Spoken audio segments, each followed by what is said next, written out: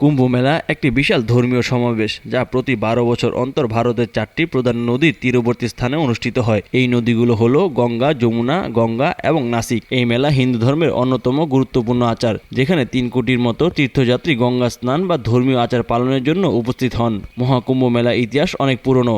এটি ভগবদ গীতা এবং পুরাণগুলিতে উল্লেখিত রয়েছে। একে কুম্ভ মেলা বলা হয়, যার মধ্যে কুম্ভ শব্দের অর্থ পাত্র বা কলস, যা এখানে এক বিশাল পৌরাণিক আখ্যানের সাথে সম্পর্কিত।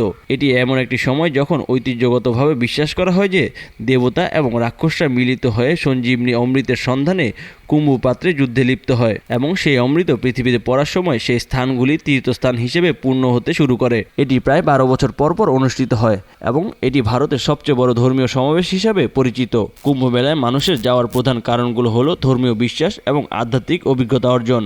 হিন্দু ধর্মমতে কুম্ভ মেলা একটি পবিত্র স্থান, যেখানে তীর্থযাত্রীরা গঙ্গা স্নান বা নদী স্নান করে তাদের পাপ মোচন করতে বিশ্বাস করেন। এভাবে কুম্ভ মেলা একটি বড় আধ্যাত্মিক ও ধর্মীয় অভিজ্ঞতার জায়গা, যা অনেক মানুষ তাদের জীবনের এক গুরুত্বপূর্ণ অংশ হিসেবে পালন করেন। সাধারণত কুম্ভ মেলা প্রায় 20 পারে, বিশেষত যখন এটি বৃহত্তর আধ্যাত্মিক আচার পালন করা হয়। কুম্ভ মেলা মূলত মকর সংক্রান্তি তিথিতে শুরু হয় এবং এটি 12 বছর অন্তর অন্তর অনুষ্ঠিত হয়। এটি অমাবস্যা এবং পূর্ণিমা তিথির মধ্যে অনুষ্ঠিত হয়। এই সময়ে আকাশে বিশেষ পরিক্রমা ঘটে, যা কুম্ভ মেলা আয়োজনের জন্য উপযুক্ত মনে করা হয়। কুম্ভ মেলা শুরু হয় মকর সংক্রান্তি বা মধ্য জানুয়ারি থেকে এবং কিছুদিনের মধ্যে এটি শেষ হয়। মহাকুম্ভ মেলায় জনসমাগমের দিক থেকে বিশ্বে 1 নম্বর।